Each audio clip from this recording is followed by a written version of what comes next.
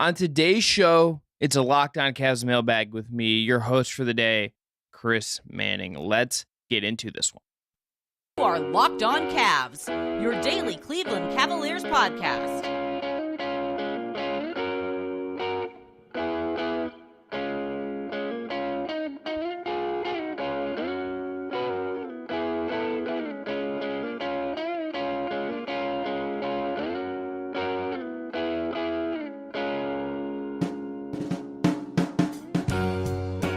All right, the music you heard on the way in is from our friends at Astro Radio. Check them out on Apple Music or Spotify. Today's episode is brought to you by BetOnline. BetOnline has you covered with more props, odds, and lines than ever before. That's BetOnline. That's where the game starts. I'm Chris Manning from Locked On Cavs here, also at Dime on UPROXX and SB Nation's Fear the Sword. You can find me on Twitter and all social media platforms for the most part at CWM Rights. Solo pod for me today. Evan is out. Evan is taking the day off. So it is just me here answering your awesome mailbag questions. We got so many of them for this show. I want to thank everyone on Twitter, on our Discord channel, on our YouTube, via email, even some texts from some friends of the pod. Really good stuff. Excited to answer these questions. If you want to drop them in the future, you can tweet us at Locked On Cavs. You can join the Discord. You can comment on YouTube and flag it, and we'll do some call-outs there as well as we did for this one. Email the show, lockedoncavs@gmail.com. We're going to start with Twitter questions. First one comes from a frequent question asker of the show. That is Mr. ZZZ330, who asks, is Kevin Love's contract more valuable now than his play? Wouldn't it make sense to move him and bring in two players to keep on the books with the Cavs headed over the cap next season? So this is an interesting thought exercise. I think it also, to me, feels a little bit of the current moment with what is going on with Kevin Love and his recent struggles. GB Bickerstaff was asked about this on Tuesday. Media availability says they expect Love to figure it out to get better, and that would be my expectation as well. The track record for him as a plus-plus shooter is so long that it's likely not, this is not like a new permanence for Kevin Love. What I would say is that you have to wonder what's going on with the thumb. I think that's a fair concern. Whatever they say publicly or not, that just feels like the obvious solution. But in terms of trade stuff, his play right now, yes, is not good. And I could see the argument of, okay, flip him for two other players and you increase your depth. You maybe just kind of tie in some salaries for next season. And maybe there's some bonus. There's something about that you would like if you're Kobe Altman, if you're kind of building out this roster. I don't really think this is just like a slam dunk thing by any means, though. And I think it's a very complicated thing. Number one, you have to find like the perfect trade for this. You have to find a team that has two players you want that are under contract. And also is just like looking for salary relief. I don't know like what the perfect trade for that is. The league is very competitive right now. The bad teams don't really have a need for salary relief. The asking prices for useful players right now is young players, which Kevin Love obviously is not, or first-round draft picks, which the Cavs don't have. They traded them for Donovan Mitchell, which, good trade, but like now you don't have them. Great trade, dare I say. But now you don't have these other picks to work with. The Cavs are just going to be in cap purgatory for a long time now. That's just kind of where this is headed because Garland's extension kicks in and look, Garland's contract kicks in at the same time Love's comes off. That's not a bad place to be in terms of swapping a 1-for-1. You'll get into Evan Mobley extensions at some point, a new contract for Donovan Mitchell, Jared Allen's at a very reasonable $20 million. They're over the cap now. They're close to the tax now. We'll see how much it rises next year. It's been reported a lot. First, I think Chris Fruit of Cleveland.com has had this kind of the most, but it's not like a secret by any means that there is interest for the Cavs and Love to extend the partnership for him to come back. And I'm curious to see what that money would look like. And also, again, I just do not think this is a conversation you would be having if Kevin Love was playing well, if he didn't have this thumb issue, whatever it is. This is a guy that I think deserved to be right in the thick of the Sixth Man of the Year race last year. I think there's a really good case he should have won it last year. He was on that pace again this year. His overall plus minus was insane. He was playing on a high level, and this thumb injury to me feels like it has put just a little bit of a damper on the season. Certainly, I think I could understand this logic. I can understand saying, hey, let's turn this one guy into two. Let's increase our depth. I just don't think this is like perfect. It makes sense in theory. I can understand it in theory, but I don't know like what the obvious trades are. And particularly when salary relief is not something it seems like teams are looking for or is going to get you much on the trade market right now. Maybe I'm wrong. Maybe that changes, but I don't think this is a great path for it. It's not like an obvious thing. I think you explore it, all that stuff, but I don't think it's slam dunk. So next question comes from Bill Fagan on Twitter, who asks, or says rather, I would like to hear your thoughts on Mobley versus his peers in the 2021 draft. Where does he stand amongst them this year? I think this is an ongoing discussion. I think this draft class is going to be an all-time draft class in a lot of ways. I think this is an episode I would like to have like Rafael Barlow, our friend from Locked On NBA Draft, come through and we could have this discussion and get really into the nitty-gritty of the basketball stuff. I think this class has like just a lot of stud guys. You look at guys right now just in the top 10 that are contributing or playing well, or at least putting up points in Jalen Green's case. Evan Mobley's playing really well. Scotty Barnes has had some ups and downs, but is still a really, really promising player. Jalen Suggs has come back and has been a terror on defense. Josh Giddey, I think, is starting to figure it out. Kuminga is showing some flashes.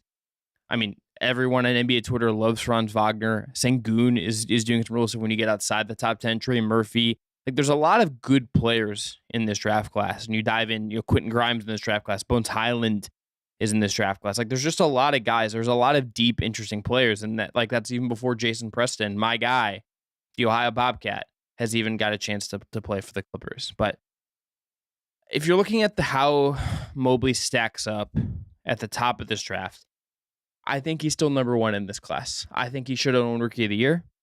I think he probably ultimately maybe should have just gone number one. If I was ranking them right now, I would go Mobley. I would go Franz 2. I would go, I think Barnes 3, just because the Cade injury has really thrown, or Barnes 3, has thrown a real damper on what he's going to be. I put him 4, I put Jalen Green 5. Then you get into Kuminga. You get into some of these other guys out there. I think Mobley is still at the top of this class. None of these guys have exactly transcended in the biggest way possible this year in the way that maybe people hoped. I think in the Cleveland sense, Mobley's offensive game certainly, I think maybe hasn't leaped in the way some people expected it might. But I think you just look at the track record of how guys have done that. It's been big usage rate jumps, big changes in how they've played and what they've been asked to do that has allowed them to ascend. That is not really the case with Mobley. It's obviously a very different situation because this team is good and they have Donovan Mitchell and Darius Garland, and there's not the need to emphasize him in this way. And we'll see how that pans out for his development. We'll see what that means. We'll see how he feels about that over time. He's a quiet guy. I don't expect him to ever be someone who kind of pushes this way and throws his weight around that way in the media, but I'd be curious to get his unvarnished thoughts on it, right? It's a fair question to wonder what he feels about what is going on with his role in the offense and what that looks like in this team, even though they are winning games. I'd be curious to see how he feels about that.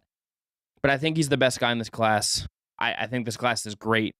I love so many guys in this class. It's going to be shaping the league in a lot of ways, I think, for a long time. All of them are going to, this is going to be multiple all-star appearances for guys in this class. I can't wait to see Cade hopefully get healthy and do some fun stuff with Detroit going forward. That's a fun, just kind of central division thing in its own right. The Barnes Mobley thing will never kind of dissipate. He's still right at the top, sensational defender, has had some really good offensive games of late that are kind of promising. I would still feel very good about Evan Mobley in respective to this class. To me, he's still the number one guy in the class. All right, we're going to go to break. We're going to switch over to Discord questions next, including a question about Dean Wade and then a question about Khalifa Diop. But first, today's episode is brought to you by Rocket Money. Are you wasting money on subscriptions? 80% of people, yes, 80% have subscriptions that they've forgotten about. Maybe for you, it's an unused Amazon Prime account or a Hulu account that never gets streamed. Now, there's this great app I use that helps me keep track of all my expenses. And because of it, I no longer waste money on subscriptions I don't even use. You might have heard of it. It's called Rocket Money, formerly known as Truebill. The app shows you all of your subscriptions in one place and cancels what you don't want for you. Rocket Money can even find subscriptions you didn't know you're paying for. You may find you're getting double charged for a subscription. To cancel a subscription in the app, all you have to do is press cancel, and Rocket Money takes care of the rest. User testimonials back this up. At the Liberty HB on Twitter said, yes, wholeheartedly. An intuitive money app is so hard to come by. Get it. So go cancel your necessary subscriptions right now with Rocket Money today. Go to rocketmoney.com/lockedon. Seriously, this could save you hundreds per year. It is rocketmoney.com/lockedon. Back here on the Locked On Cavs podcast, Chris Manning here solo today, answering your questions in a listener mailbag. And please, if you haven't already, please subscribe, rate, and review 5 stars only on your podcast platform of choice. Please subscribe on YouTube. We're on the push to 3,000. Follow us on Instagram, Twitter, TikTok, all of these great places.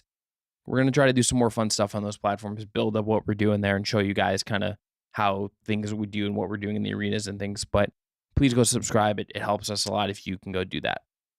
All right, first question here comes from Hoove himself on the Locked On Cavs Discord. What about Khalifa Diop, the guy they took before, and he put this in all caps, Travers and he put Thanasis, but I think he means Isaiah Mobley. He's currently averaging less than 8 points and 5 rebounds in Europe. Any chances he ever sniffs the NBA? I think he's a long way off. I can't say I'm like crushing Diop tape all the time, right? But or Lou Travers tape, but in talking to people and kind of poking around on what him and Travers have been up to, I think these guys feel far away. I still don't really totally understand why they took 2 centers in the second round. Maybe they love Diop. Maybe they really believe in the potential, and Mobley was something else, and you can sleuth your way through that, whatever you think there, and whatever, maybe Mobley works out too. I think he's kind of far away. This is a young guy. This is a developmental guy. I don't think they felt like they had a lot of room for young players on their roster this year based on the contracts they have. He's 21. He won't be 22 for a while. This is a born in 2022 guy. He's big, and there's intrigue there, but it feels like there's a lot of work to do. I'd be curious. We're curious to see basically what happens with him and Travers as well for training camp next year. All right, this one comes from Rice with 2 eyes on the Discord. How much do you think Dean Wade will really impact the Cavs' spacing? It's great that he's a guy that the defense probably won't be leaving wide open at the corner, but he isn't someone who will make a defense chase him around the perimeter. Regardless, I think he will help, but even if he maintains a 40% three-point field goal per shooting percentage as a non-movement shooter, does he really make a tangible difference to the team's outlook? Just seems like fans recognize that Wade is the closest thing we have to last year's Lowry and just pretend he will do what Lowry did. I think this is a pretty good breakdown of what Dean Wade is. I think he is a little overmatched, kind of extended in that starting 3 role that Lowry filled last year. Not quite as big. I think doesn't hold up quite as well on the perimeter. It's just like a titch worse than Lowry. Not as long. I think the 7-footer thing and the size and the length thing with Lowry did matter versus what Wade provides you. Lowry also just a little bit more durable. That's kind of proven it to be the case, it seems like. And the shooting thing does matter. Markkanen, they would do things with him where they would run pick and rolls, pick and pops. He would fire off a quick 3 with Garland and him just kind of running a quick little action to get a clean look. They would run, it's similar to what they will do with Kevin Love, where they would run a pick and pop and generate this look because they have this big shooter that draws attention and can get off their shots pretty cleanly. Dean doesn't quite work in the same way. He is not a movement shooter. He is not someone that, you are going to run off screens. They don't really put him in actions that way, right? Like they don't put him in double drags where there's a screener that rolls and a screener in to Dean to pop. He is spacing to the corner. He will attack closeouts. He will do things. He will provide some offensive chaos, but it is not this super, super stretchy thing where so I don't think he is going to totally change the complexion of their offense. I don't think they're going to find that player. I don't think even like a Malik Beasley or like a Tim Hardaway Jr. and the kind of shooters those are, that's totally going to change things. They will help. Getting Dean Wade back will help, but that's not going to totally revolutionize or upgrade, I think, kind of what's going on in that 3 spot. If he shoots 40% from 3 and knocks down corner 3s, would you go look at the numbers for him in his career have been very volatile. It's been either great or horrible, and there's been no in between so far, which is kind of weird. I will be curious to see, how he looks when he comes back, how he evolves, what his role kind of is. But I think this diagnosis here from Rice is largely spot on. I think the Lowry thing was really, really useful. I think was really unique And he's obviously like exploded this year in Utah. Shouts to him for really blossoming and I think being a no doubt all-star in Utah. He's been that good this year if you haven't got a chance to watch him very much. Larry Markkinen has like exceeded anything you could have thought he was based on his Chicago career and his 1 year with the Cavaliers. Dean is not quite at that level. He will help, but it is not. I don't think it's going to like super raise your ceiling, but it gives you depth, gives you competent wing play. Every team needs that. He's a good piece to have. They need him healthy. I prefer his minutes over Lamar if I'm JB Bickerstaff. And, probably prefer him to Kevin Love right now. I think just based on what he's going to do, but it is not exactly the Lowry thing. And it's not quite the same thing. And that you feel that I think most in how he's used as a shooter. All right. This came in from tech. Shouts to Ryan Joseph, friend of the pod. He is in a very lively group text I'm in.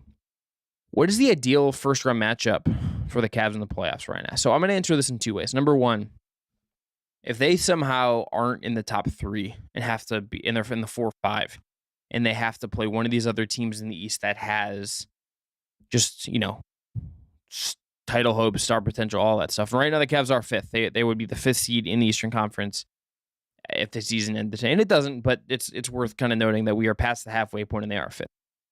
They would play Philly in round one. That is the matchup of the top five that I would want. I obviously, you have to deal with Embiid. He's going to go off as good as Jaren Allen is. He is going to kind of go off. I would feel better about Philly than these other teams because I think offensively you could go at Harden, you could go at Maxey with Garland and Mitchell, and those guys could have absolutely monster series against what Philly is going to provide you. Yes, you could say, oh, that's the same thing with the Cavs. Harden will get Garland in one-on-ones and go off him, but it's not maybe peak Harden anymore. It isn't peak Harden anymore. Mitchell defensively has held up so much better than he did in Utah, and you'd expect that if he's doing that now in the regular season, that is going to extend into the playoffs. So for me, out of the top teams, it's Philly, and it's not even a question. Among the teams below, I think you go a lot of different ways.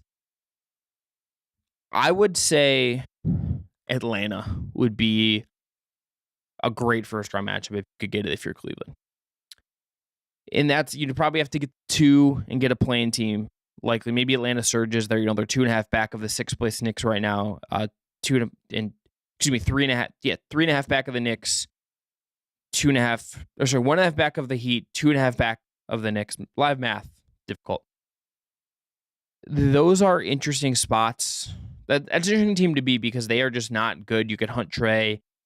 They don't really strike a ton of fear in me. I think they're very, very beatable. Otherwise, you'd want the Knicks, I think. Just kind of a team that will play slower. I think doesn't really have anyone to really shut down Mitchell, shut down Garland. Brunson's really good. I like RJ Barrett. They have good bigs. But I think the Knicks would kind of be a team that would fit really well stylistically. Not the super uber athletic team, that could give you some trouble and make your life harder than it needs to be. So I would say you want the Knicks or Atlanta. You can make an argument for the Heat as well. They're just not playing that well. I don't totally know what's going on there, but I don't know if you'd necessarily want to deal with Jimmy Butler if he's healthy in the playoffs. That dude's an absolute terror. Jimmy's gonna probably turn up, and Spo's a great coach, and that'll put you through some paces. So I would say Sixers of the top five. That's who I would want if I'm Cleveland. And then I would say the Knicks or the Hawks would be kind of good matchups below that. That's who I would kind of want to have to deal with. I think if the Cavs are facing a team in the sixth, a 6 to one of the playing teams, I think they'll be favorites. They should advance out of those series. The expectation should be that they advance out of those series. Some of these matchups, though, are just easier than others. And if they do lose in the first round of one of those teams, that's an absolute failure. And there'll be some stuff to kind of worry about there. But we'll get to that when we get to that. But right now, the Cavs would be in the 4-5, which is kind of troubling. The gap is widening behind Boston, who are now 4.5 up on everyone. 4.5 or more up on everyone in the East right now. Cavs are probably jockeying with Brooklyn, the Bucks, and the 76ers for 2-5, it seems right now. And I think the best case scenario for Cleveland and whoever you get out of the bottom is getting up to 2 or 3 and avoiding that 4-5. But if you get to 4-5, you hope it's Philly and not Milwaukee. That would be my personal take. All right, we're going to go into one more break, come back, answer some questions from our great YouTube community. But first, got to tell you about our friends at BetOnline. Today's episode is brought to you by BetOnline. BetOnline.net is your number one source for sports betting info, stats, news, and analysis. Get the latest odds and trends for every professional and amateur league out there, from pro football to college bowl season to basketball and so much more. They've got it all on betonline.net. For title odds in the NBA, the Celtics have the best odds at plus 400. The Bucks are second at plus 600. The Nets come in at plus 750, and the Warriors are plus 900. The Cavs, meanwhile, come in at plus 1,800. The eighth best odds in the NBA. If you love sports podcasts, you can find those as well at BetOnline. They are always the fastest and easiest way to get your betting info. Head to the website today or use your mobile device to learn more about the trends in action and learn everything going on in the betting space. That is BetOnline. That is where the game starts. Okay, last segment here. Locked on Cavs podcast. Chris Manning here solo. No Evan Damrell today. Question from Alex Ubekin from that same chat I mentioned earlier. Shuts the hunks. Given the development of the G League guys like Wade and Stevens, who are the next Charge players we can expect in the rotation? Is it Cooper or Mobley? Or are there other guys down there that are making noise? Cooper and Mobley are the right shots. You could put Diakite in there as well because he is on a 2A, but he's not really playing down there. We haven't seen him in extended action. Sam Merrill is a guy that has been on NBA rosters that is down there. Like, they have other guys that have NBA experience, but Cooper and Mobley are the ones that I think stand out the most. Cooper has had like an absolute kind of monster season down there. He's putting up huge numbers, like seemingly every time, you check the box scores on those games, you see the highlights, he's putting up absolute monster numbers for Mike Garrity's squad. So good for him. And Isaiah Mobley it would be the other one because you're hoping, I think, ideally that he could kind of turn into a backup center for you. If you drafted him in the second round, you're going to give him minutes. You're going to put development hours into him. You're hoping, I think, he can turn into a backup center for you that gives you playmaking, that gives you rim protection, that you can kind of mold into being a pretty cost-effective younger backup option for Evan and Jarrett. Robin Lopez is, I think, fine for this year. You can go get other veterans if you want to next year if you're not sure about Mobley. Maybe like you sign one and he still gets kind of like the Kobe Altman multi-year with some non-guaranteed special kind of contract. But it's those two guys I think are the ones. And this is going to be something you should pay attention to going forward if you're the Cavs. I'm not saying you need to go out there and crush every Charge game. They are fun. Like, if you want to just randomly watch one, if you're in Cleveland, go check one out. And they are a little more intimate, which I kind of like. Like, there isn't just like blaring music all the time. Like, you can kind of hear more of what's going on. It's kind of cool. And it's one of the reasons I like Summer League as well, because you can hear just more of what's actually happening and not just like a ton of music being played around you. You are going to need to see, like, if the Cavs can turn more G League guys from the G League team on two-way deals that they pick up and develop and turn them into more things. And they're going to look for 10-day guys and other teams. Look at other development success stories and other teams that maybe another team, the Raptors 905, the Sioux Falls Skyforce, like some of these teams that have done a really good job, are part of bigger development programs.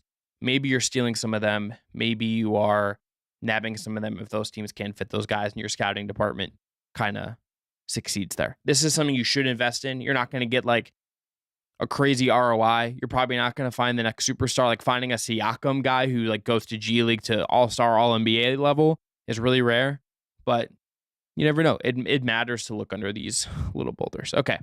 From YouTube, from Jake D. How serious are these Malik Beasley rumors? Also, is Beasley really an upgrade over Karras/Seti if we go that route? I would say he is an upgrade. With Jetty, he is just like going to be better at everything Jetty does. Better shooter, higher volume, a little less careless, a little less like chaotic, let's say. Is he like, what is it, $7-8 million a year better in salary? I don't necessarily know if that's the case, but like, he's above average offensively, and Jetty is like, I think just about average. He's just kind of like a very average NBA wing. Beasley's, I think, a little bit above that. Some of that will be on how you use him as well, and I think that's a fair question of like, how would the Cavs use a guy like Beasley, and how does that differ from how they've used someone like Osman?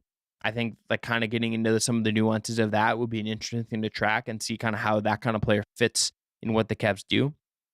And I think he's an upgrade over Karras in the sense that you have Mitchell and Garland to do the vast majority of your ball handling stuff. Ricky Rubio just came back, and it's clear they're going to empower him, trust him, And he's just a creator and a passer and a player. I trust more the ball in his hands than I do Karis LeVert if I'm the Cavs. Evan Mobley is probably going to grow, you would hope, into more of an offensive role and take more on that as he gets older. And, even as Rubio gets a little bit older and he's gone in a couple years or whatever, Mobley, you would think is ascending more in that way at that time. There's just not as much of a need for what Karis does if this all kind of works out. I think having a lot of ball handling is good and having some backup options and stuff is good. I think Beasley just kind of gives you something you need more. So I think he would be an upgrade. Again, we talked about this on Tuesday's show. You can go check that out. It's on its own clip on the YouTube page right now if you want to just go watch that segment or watch it back or whatever. The question is how much is that upgrade going to cost? Does it? I think it's. I don't know if teams get involved with first round picks and that is the price from the Cavs are going to be out of it and there's nothing they can really do about it. That's okay. I don't know if a first is something I would totally do. I like that he has another year in his contract. You could flip it again if you needed to, whatever.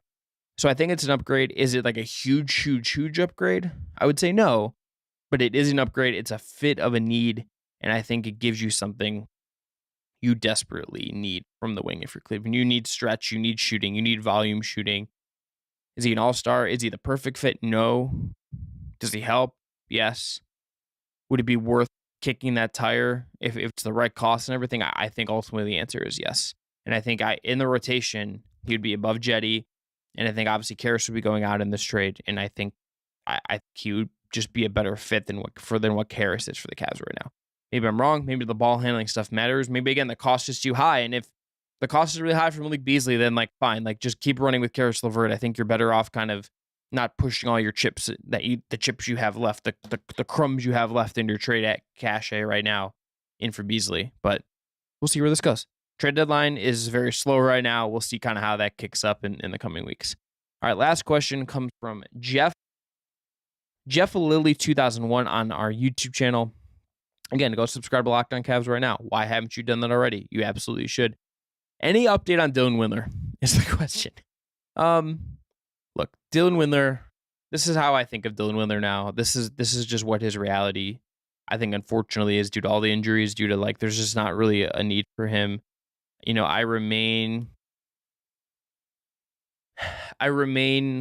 thinking sometimes about being at media day and being in a scrum with him and talking to him. And he's like, yeah, I feel healthy. I feel great. And then he gets hurt. Karis LeVert said the same things, and he's been largely healthy this year, and that's great for Karis. And then Dylan just gets the exact opposite luck. That's really unfortunate. He's obviously had a snake-bitten NBA career. I think of him as someone whose salary could be used in a trade to stack on top of another contract to add more matching salary, because he's not going to be on the team next year. I don't see why that would be the case. He's not done anything in his career. It just has not worked out. It's going to be move on time with Dylan Windler. Maybe he finds, second life in the G League. Maybe he goes overseas and can make some money that way. He's made some money, obviously, in the league now, but it just has not worked out for him here. And I think if you're the Cavs, you're looking elsewhere for him. He is someone you are looking to flip somewhere in a trade, I think is what you're doing. I think that is what he matters. Maybe he's in the G League. If he's healthy, we don't really know what his timeline is exactly. But if he's healthy after the deadline and he's still around, maybe he plays with the Charge, and I think that would be good for him. Just send him down there, let him play, let him get shots up. They did that for him last year, and I think it was really good for him. I think considering he got hurt again and has been out this whole season, that would be a good path for him if he's around. I think wherever he ends up, that's what he should do. Honestly, go play in the G League, get some game reps, play, and just try to get some momentum going into the offseason and figure out what's next. But I think from the Cavs perspective, he is a person. He is someone that I'm sure their medical staff and the coaching staff and everything will work. They are working with him. He is someone it just has not worked out. And I think from a purely just okay, how does he fit into the vision for this roster question now? It is, what is his salary? What can we trade his salary in combination with something else? Because it's a pretty low number.